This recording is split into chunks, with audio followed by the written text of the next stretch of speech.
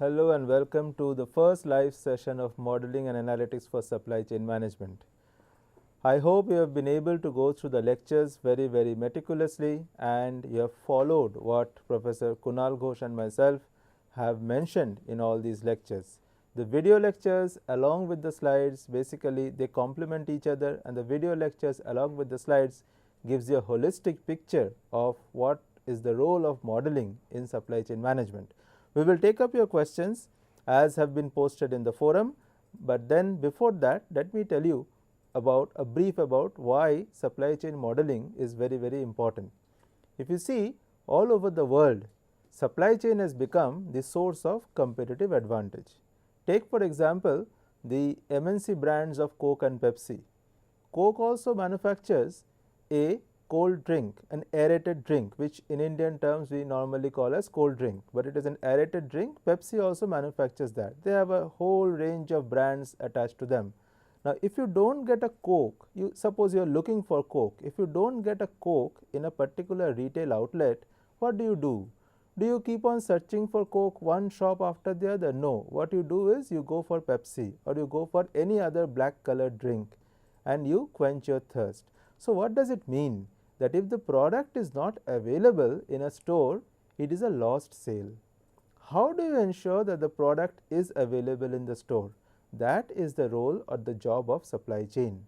Now, supply chain, if you think of the country India, where Coke and Pepsi has to be available till the remotest corner of our country, the remotest village of our country.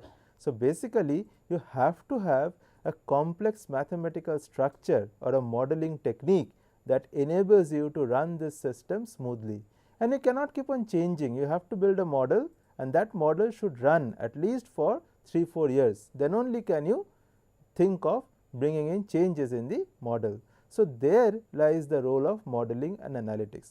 Now, if you let us take another example, let us see the flowers that we grow in India. What is the market of flowers? Flowers are sold in US and UK. Now, flowers are going from India, they are getting down at a airport in Amsterdam, and from Amsterdam they are going to different parts of United States of America. So, you have to plan it accordingly, because the flowers will wilt after some time, they will wilt. So, you have to plan your supply chain in such a way that it has to be very fast, it has to be very agile. So, again we need modeling here. Let us take another example, medicine supply chain. As you are seeing, medicines are produced in Himachal Pradesh area in India, okay, but that medicine is required till down south, Kanyakumari, and these life-saving drugs have to be available in every retail store. So, again a complex supply chain modeling that ensures that every medicine, every type of medicine is available in the stores. Oxygen cylinders, till some years back, to get an oxygen cylinder for an emergency patient, particularly for people who are living in tier 2 and tier 3 cities, was a great problem. Okay. Now, this great problem, this oxygen cylinder getting this, so this is actually what you will see is supply chain does actually.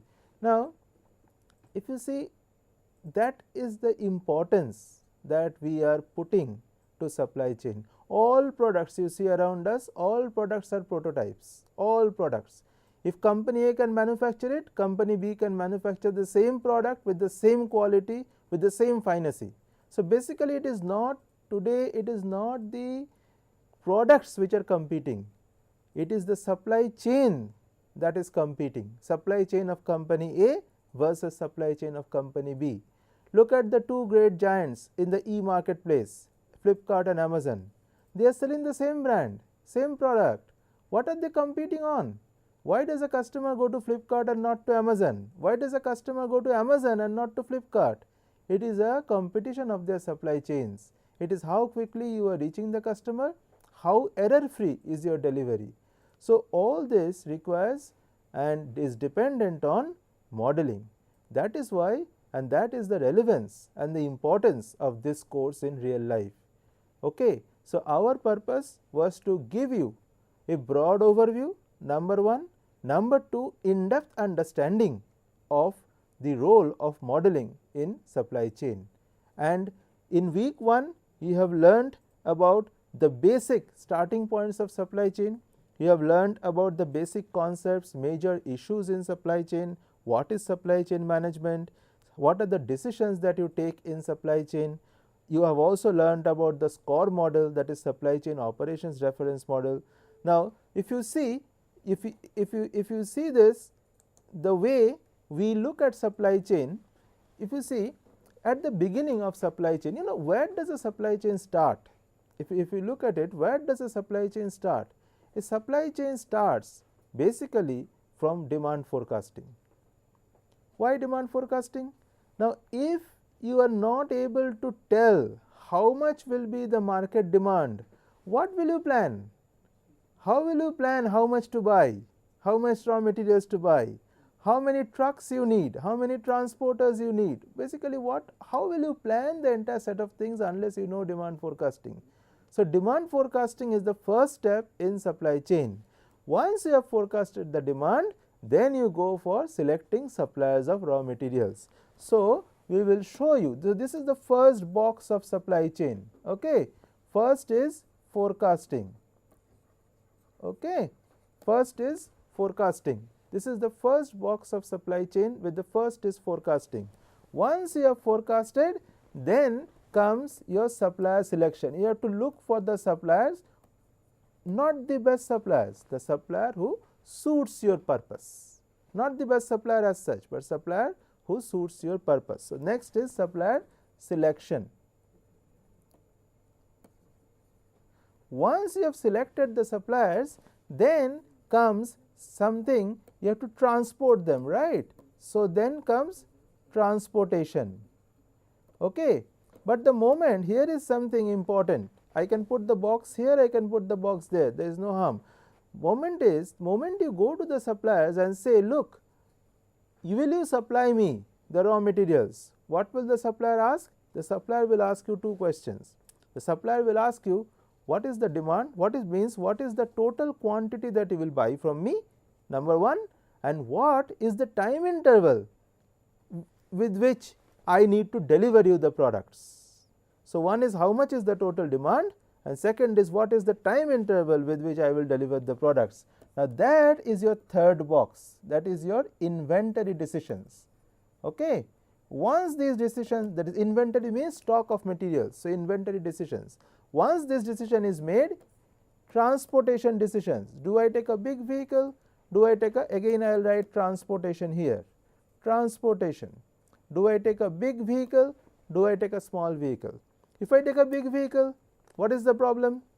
I cannot enter the metropolitan cities during the daytime. So, for one full day my truck is stranded outside. A truck stranding outside means a cost.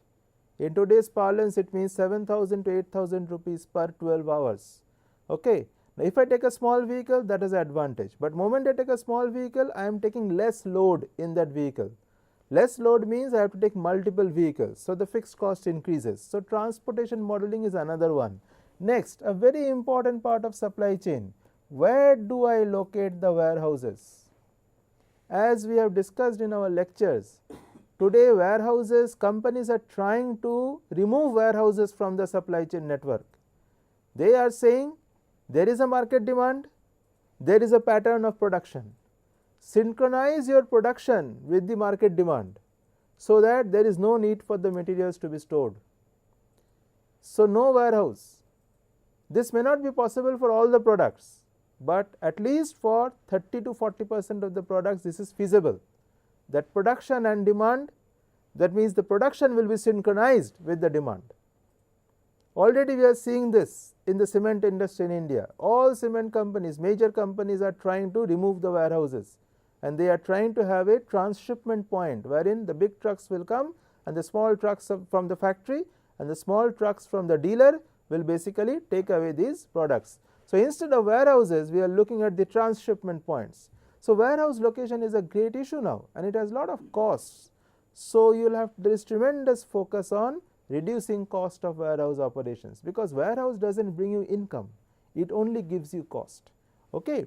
So, after warehouse, again there is transportation, where? To the market. So, here you have your n number of markets all over the country as well as the world. Okay. So this, if you now look at this diagram, this is the diagram of your entire, let me put markets here, this is your diagram of your entire supply chain. Okay. If you look at it, this is your diagram of your entire supply chain. Now, this supplier may be in India, this supplier may be in Africa, this supplier may be in China, this supplier may be in Southeast Asia. So, we are looking at a global supply chain. This warehouse, for a Southeast Asian market, the warehouse is in Vietnam or Singapore warehouse. For India, the warehouse may be somewhere else, maybe 3-4 countries. So, basically we are looking at a global supply chain as a diagram. So, this is the way your supply chain is operating. This is the sequence of activities by which a normal supply chain operates. What is the role of modeling?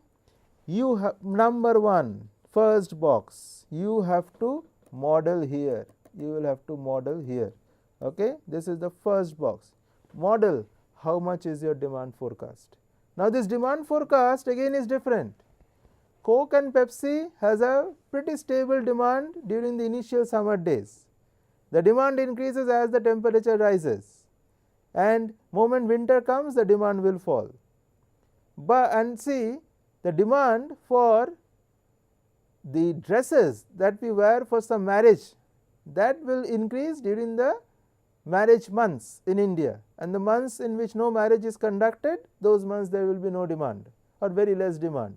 So, sometimes demand is cyclic, it increases, falls, increases, falls. Sometimes the demand is very stable pattern, like rice, wheat, dal, salt, it does not vary that much. Okay. Then, so you have to decide which method to use for which type of product. We are in the first box, which method of forecasting you will use for which type of product, that has to be also decided on. Next, we come to, once you have decided on the forecast, that is supplier selection. Now, supplier selection how? When you have full numeric information about the suppliers, we have one model.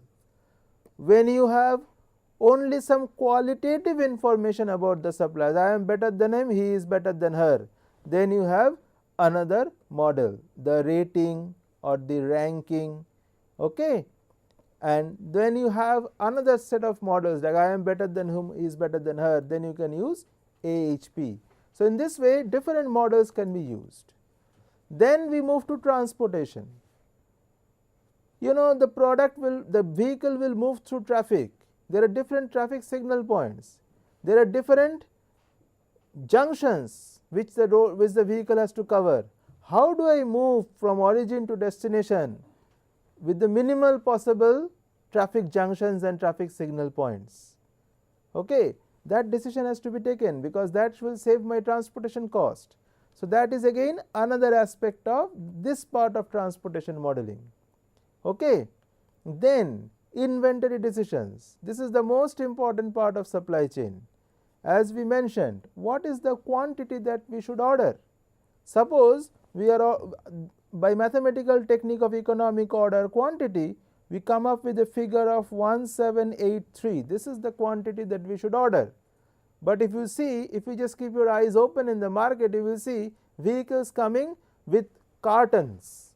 Now, these cartons that contain the products normally are of square measurement. Square measurement means not square in measurement. Square measurement means it will contain 4, that is 2 square, 9, that is 3 square, 16, 4 square, means it is a square matrix, 25, 36, these types of products.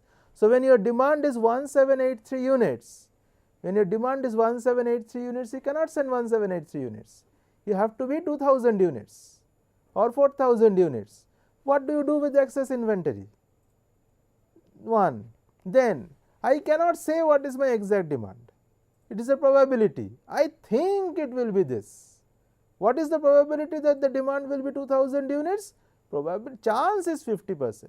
So, you have a probabilistic demand. Then what is the economic order quantity in the case of probabilistic demand? Then comes your Amazon and Flipkart models. For example, you as a customer is ordering today from Amazon. What is Amazon saying as a pop-up? Delivery, today is what? Today is Thursday. Delivery on Sunday. So it is taking 3 days.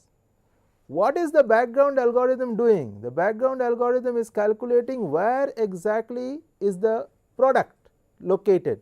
You are in Calcutta, they are the nearest, the algorithm says that the product is in Bangalore warehouse. So Amazon algorithm is calculating how much time it takes from Bangalore to Kolkata to reach. Number 1.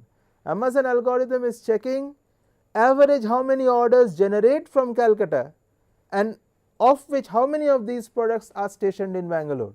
So basically they are trying to know how much will be the vehicle load, how many consignments can go in one carton or one parcel or one packet, and that packet filling will happen in how many hours or how many days. That is why they are telling you delivery by Sunday. Okay. So these algorithms become very, very important in inventory decisions and in transportation decisions. Okay. Now in Amazon model, then but the thing is, will you wait for 4 days? Again the algorithm is calculating how many days a customer will wait, average waiting time for a customer. Beyond that, the customer will shift to the competitor website or local market, they will buy physically. So that algorithm has to match, otherwise Amazon will lose its sale, Flipkart will lose their sales. So inventory decisions, also these types of decisions are to be taken. What is the order quantity, how much is the delivery time, basically the planned shortage. You are planning the shortage, right? There is no product immediately available, so you are planning the shortage. Planning means how many days delay you can make, that is inventory decisions. Again transportation, now comes your warehouse, all the warehouse location models. Okay, you have a hub model, hub and spoke model, that is the center of gravity model. Okay, you have the hub and spoke model, one warehouse catering to many centers. You have the other models like the factor rating model, what are the factors that are important, give weightage to them. You have the integer programming models, you have the option to have a fixed cost small warehouse, you have the option to have a fixed cost large warehouse, which one to operate. Then you have, suppose you are planning a warehouse for 1 lakh units of sales per year, but you assume or you presume that with the given marketing techniques your sale will increase to 2 lakhs over the next 5 years. So the question is, now where I will locate the warehouse. So warehouse location for a range of output period, okay, for a range of periods and for a range of output, then where will you locate the warehouse? If there is a mismatch, if there is overlap, let us say for a output range of 1 lakh units to 1 lakh 20,000 units, both Calcutta and Bombay both are feasible, then there is a problem. You cannot have warehouses at 2 places. Then you will have to calculate how much the fixed cost should come down or the variable cost should come down to get a clear cut off. So all these things are a part of warehouse location models, right? And I think by now you have already seen those video lectures and you have understood them also, and then the product goes to the market. Now if you look at it, this entire thing, this entire gamut of supply chain activities, you have to measure its performance. How is it behaving? How is it doing? Is it doing well? Wherever there is a variation, you will have to pinpoint it and plug the loopholes. That is what we learn in week 5, which you have already covered, strategic performance measurement. Okay, that is how to measure the performance of the entire supply chain. And today performance is not just output by input, how much output you are generating divided by how much input you are giving. That is not performance today. Performance today is how much is the variation vis-a-vis the normal. Whatever you planned and how much is the variation from the normal, that is what is performance today. Okay. So that again you learnt as performance measurement. Now another aspect of supply chain is, as we mentioned, this we always forget that public systems is a part of supply chain. What do you mean by public systems? The public transportation systems, the railways, the roadways, the waterways, the network. These are basically the backbone of any supply chain designing, but we seldom study them as part of supply chain modeling. So our week our week 8 was basically will deal with, we have not come up to that week as of now. Week 8 will be dealing with costing for public transportation systems, costing for bus fares, costing for how to do trade with neighboring countries using the railways, because that is a part of supply chain modeling. Okay. And all these activities once done, each and every activity has to be coordinated. That comes in week 10, modeling coordination in supply chain. Now, coordination looks good, very nice, we are all coordinated, but how well are we coordinated? What is my coordination score? Supply chain of company A is coordinated, supply chain of company B is also coordinated, but which one is better? So, some coordination score has to be given, some numbers have to be given. So, that is the coordination mechanism we need to learn, and that again we will cover, how to derive a coordination index. Okay. And then what we will do is another aspect. Now slowly we will move to network designing, that is the designing of the entire supply chain. So, what will we do? First, before designing the entire network of supply chain and entire supply chain, we need to know the risks, the risk aspects of supply chain. How do you model a risk? We are all global supply chains. Your product is moving through the Middle East. Suddenly there is a disturbance, a political disturbance. Your entire supply chain will break. It will damage. Today, right at this moment, there is a health problem in China. In India we are very worried, because most of our medicine based chemicals are coming from China, the basic drugs are coming from China. So, we are very worried whether our supplies will be interrupted or not. Whenever there is a Middle East crisis, we always get worried, because our entire oil supply comes from there. So, for any supply chain you have to understand the risks. You have a supply chain procuring materials from Africa. Africa sometimes, though it has come down a lot, but sometimes is ravaged by civil war within countries, inside the countries. So, your supply chain may get disrupted any day.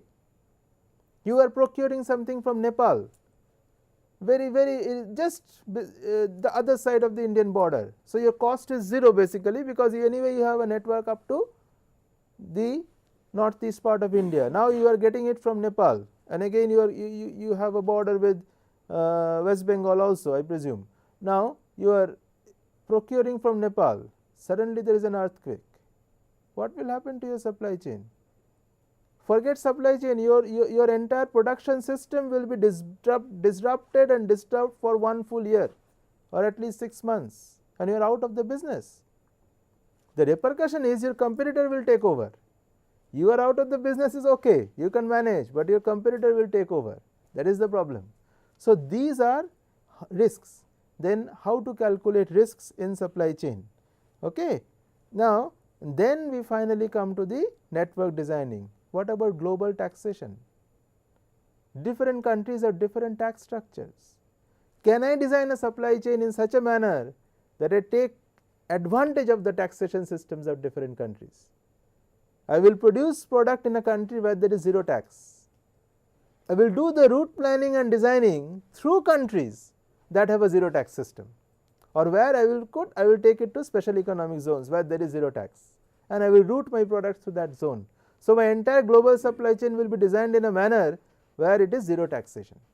So, this is again a part of network designing. Where will I have transshipment? Means big ship takes the product and dumps into a small ship. Big vehicle takes the product and dumps into small vehicles. So, where will I locate the transshipment points? Global trade happens by sea route. Global trade does not happen by air or rail. There is a sea routes that contributes. Then the next point is flexibility. All is fine, I have designed a supply chain, but suddenly demand rises.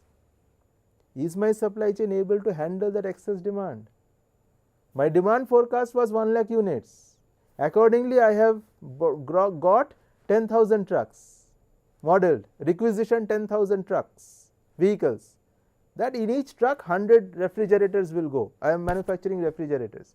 In each truck 100 refrigerators will go, 10,000 trucks. So, 1 lakh is my demand, done.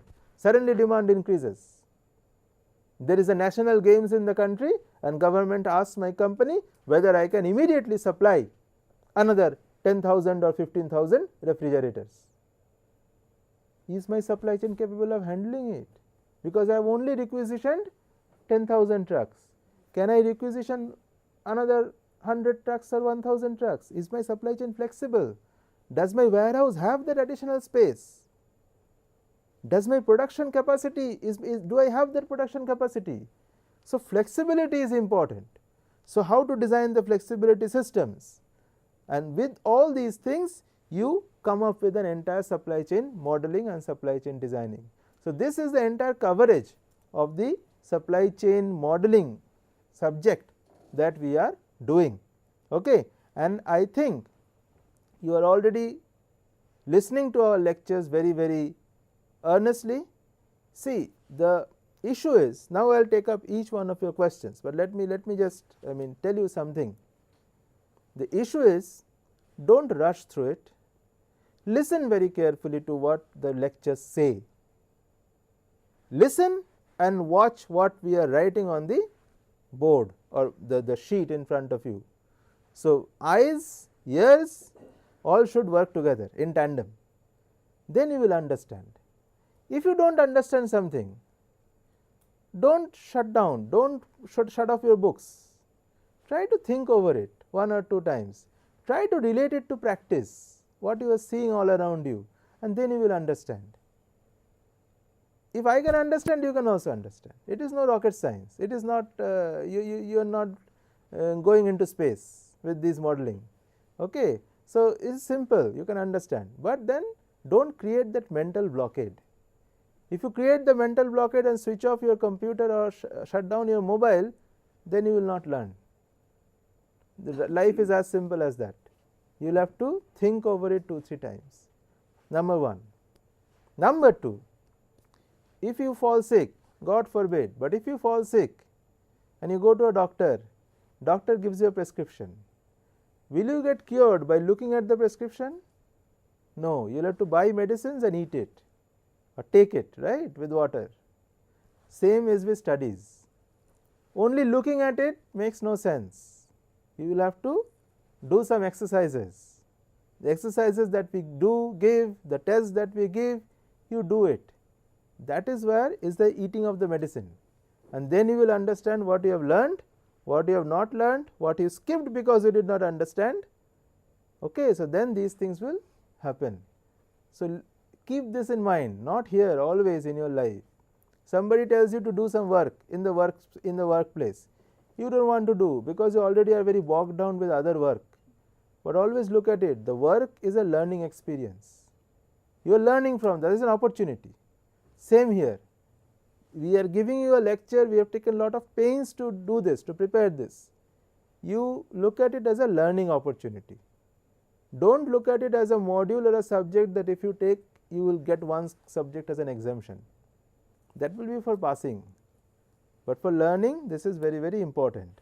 Now I will take some questions that have come in the forum. And the first question someone has asked, how to approach predictive quality. Now, the thing is, I am not very clear about your question, predictive quality, but I can give you a brief overview of what quality is. Okay. Now, if you see, you are traveling by train or a long distance bus. Now, the train has a time pre-scheduled that it will start at, let us say, evening 7, that is 7 p.m. that is a scheduled time. Okay. Similarly, if you are traveling by long distance bus, that also is a scheduled time that it will leave, let us say, at 8 p.m. Now, if it leaves late, are you happy? You feel very annoyed, you feel a bit irritated. So, what is quality? Quality is basically a product should perform what it has promised to perform. So, the train has promised to start at 7 p.m. If it starts, the train is maintaining a proper quality in terms of its service or running or operations. Okay. So, a product should perform what it is meant to perform. Okay. So, if the product is supposed to perform at this level, that is, if the product is supposed to perform at this, but this is 7 p.m. Okay, this is 7 p.m. Now, the product is always late. Okay, 7:10, 7:15, 7:20, 7:30.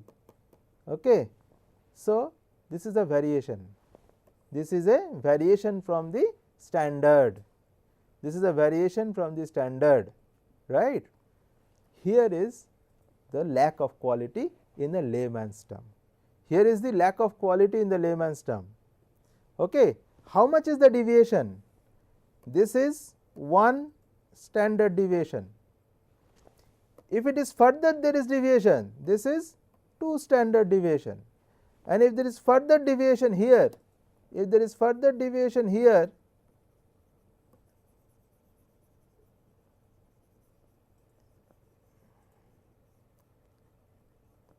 if there is further deviation here, this is your 3 standard deviation. Normally in real life, that is why we use the word normal.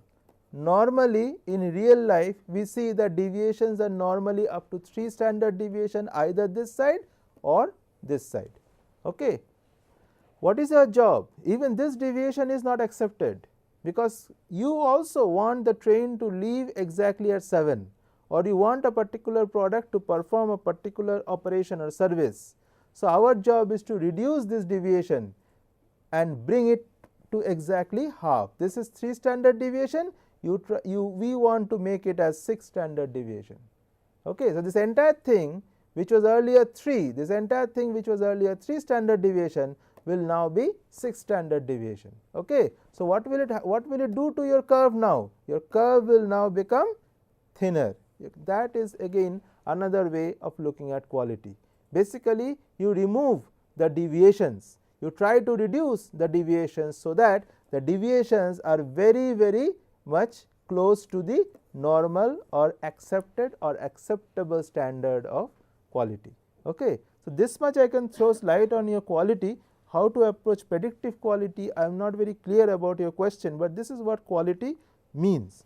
Now, the next question that has come to your forum is how to apply, can this course help me in achieving good position in my organization? Well, good position in your organization depends on how much you have understood, number 1, how sincerely you have got it inside you, number 2, and number 3, how sincerely you have understood not only this subject but the aligned subjects. See, supply chain alone makes no sense. You will have to know operations research, that is the quantitative part of it. You have to know statistics, that is the deviation part of it. Okay. So, supply chain alone will not give you that much of an added advantage unless you have done your homework with the other subjects, number 1. Number 2, if your fundamentals are very clear, that is the operations research, that is the quantitative techniques, statistics, then this modeling becomes easy. And you know what is more important? Your confidence level increases. Moment you are confident about something, that lands you into good positions and good workplaces. And that confidence comes from your hard work and your knowledge. And the knowledge has to be wide. Nowadays, knowledge has to have a lot of width. Knowledge cannot be narrow today, because today we are dealing with multitasking. So, unless you have knowledge about all activities, you cannot survive in the market. So, to answer your question, can it help me to achieve good position? Answer is in all probability yes, because all companies are looking at their supply chains, how to gain competitive advantage.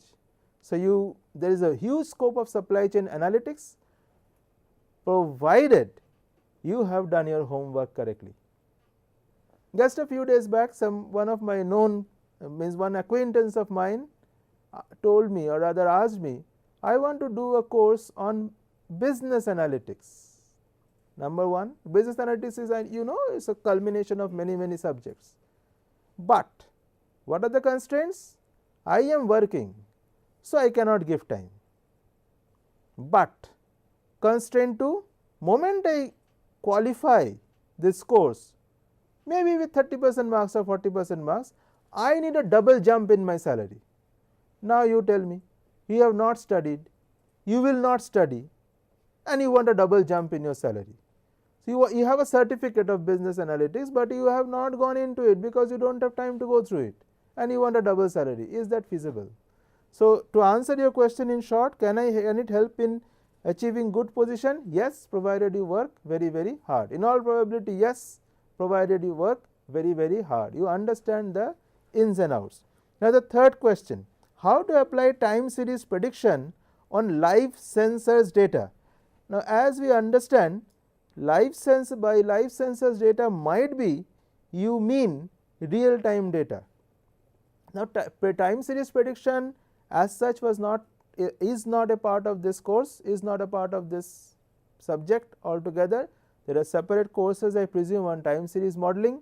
So there you might get a feel of it, but for the time being, what I can just give you a brief about, it may work, it may not work in your case, I don't know, because I don't know which industry, which data you are talking about. Also live sensors data exact meaning is not clear to me, but what you can do is you can slice the data into different time zones, let us say morning 8 to 9, 9 to 10, 10 to 11, and see how the data is behaving. Look, one great quality of a data analyst is, if I can borrow Mr. Bean from his movie, Mr. Bean was going to US, is going to US with a painting from a London museum, from a British museum, and basically people in his London museum doesn't like him, because entire day he carries on with his eccentric things, and so he has gone to US. So they say that please send this man with the picture and write down that he is an expert on painting.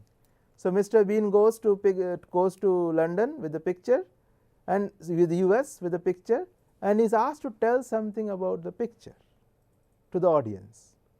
Before that, somebody asks, what is your job in the London Museum? Mr. Bean says, my job is to sit for the entire day and keep on looking at pictures. Repeat, my job is to sit for the entire day and keep on looking at pictures. That is what is required for data analytics. Your job is to first keep on looking at the data, and those numbers will tell you many stories. Just by looking at the data, you can make out, is the numbers increasing, is the numbers behaving in a cyclical manner, is the numbers falling, has there been a sudden surge in demand. So just by looking at the data, it can tell you many stories.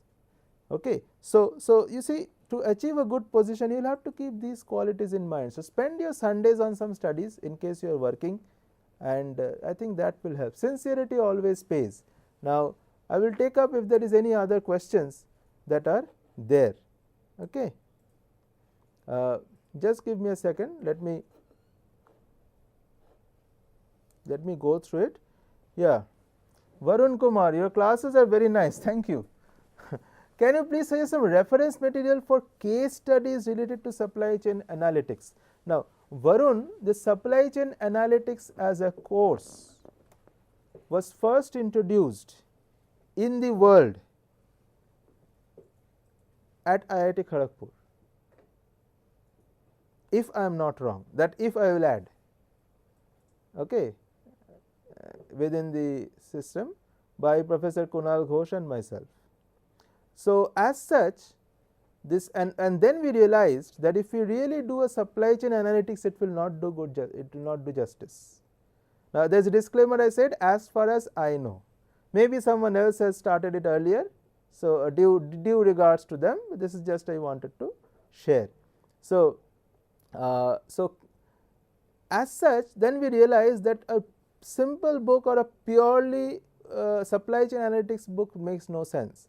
Like we said, it is a culmination of operations research, statistics, industrial engineering to some extent, facility layout designs. That is why you will see, you will not get a single book in the world. Nowhere in the world there is, you can search in the internet also, you will not get a single book. So to answer your question in short, no, we cannot suggest you as such a book on that reference material, but before the end of every module we have given you enough reference material. Case studies, there is a book case studies on in logistics and supply chain management, but that is a pure theoretical one, okay, not dealing with any numbers, okay. But you can, I think Professor Raghuram I think has come up with a no, Professor Janat Shah, sorry, Professor Janat Shah's book on supply chain management, at the end of it there are some case studies which has numbers, so maybe you can use them. Professor Janat Shah's book on supply chain management. Under methods of vendor selection, you have not explained game theoretic selection. Can you please explain it? Actually, game theory is a part of operations research. There is a separate course for that, that is why we have not done it. If you really want to know it, there is a book on operations research by Anderson, Sweeney and Williams. I repeat, operations research, Anderson, Sweeney and Williams. You can go through them. You can go through the chapter on game theory. It is very simply explained and I think you will understand it. I wanted to know the center of gravity for more than one location. For example, this is Monica Chaudhary. Now, Sachin SD was the previous one, vendor selection. Monica Chaudhary, I wanted to know the center of gravity for more than one location. For example, I want to open 5 warehouses pan India with the help of, no, with the help of COG, you cannot open 5 warehouses. Okay. I wanted to know will K-mean theorem will work? No, no, it will not work. Now, with COG, center of gravity, every city you can have a center of gravity. It has to be separate. But if you really want to see, like you want to open 5 locations, you can use the Ardalan heuristic model.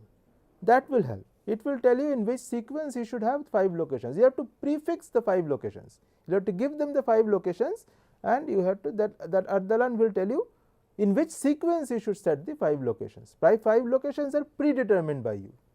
Center of gravity will take you a cluster and it will give you 1 location per cluster. So, you cannot do with this, okay. So, you want to open 5 warehouses and center of gravity model will not work, okay, clear. So, you can use the Ardalan heuristic. Now, is there any other question from any one of you? We will close down and let us see, is there any other question?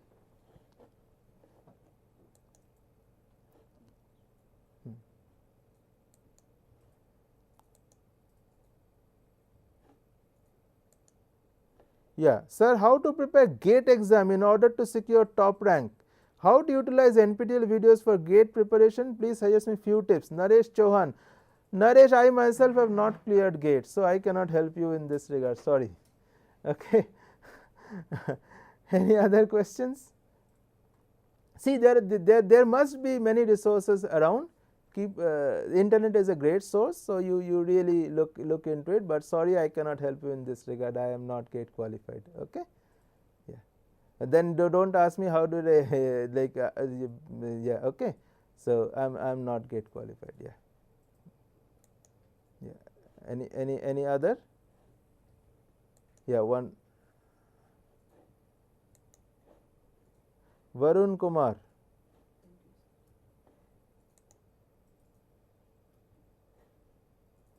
Thank you, sir. Okay, great. Thank you, Varun. See, you learn and hope it helps you. Now, I at the beginning I should have introduced, but we started a bit late, so I couldn't introduce with you the person who is associated with this course right from the beginning and has helped us a lot in course design, course preparation, your assignment designing, correcting, replying to your forums, and basically he has helped us a lot through this is Moidul Alam Malik, and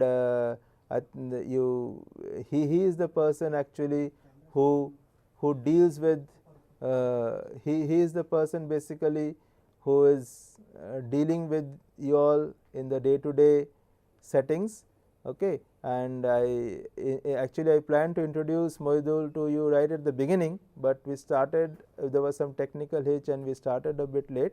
So, in a hurry I couldn't introduce you, and let me introduce Moidul to you.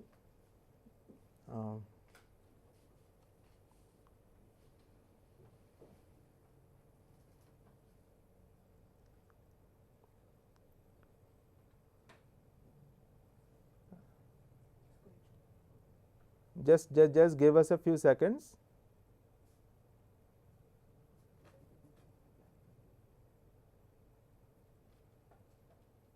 This is Moidul Alam Malik. He is the person who has been interacting with you all over this course, and I hope you will get the same level of advice, and any problems you face, do mail him. He will be able to reply, and of course we are there. So I think this session has been of little help, if ever. So go through the courses regularly, go through the videos, go through it, and I think you will get something out of it. Thank you.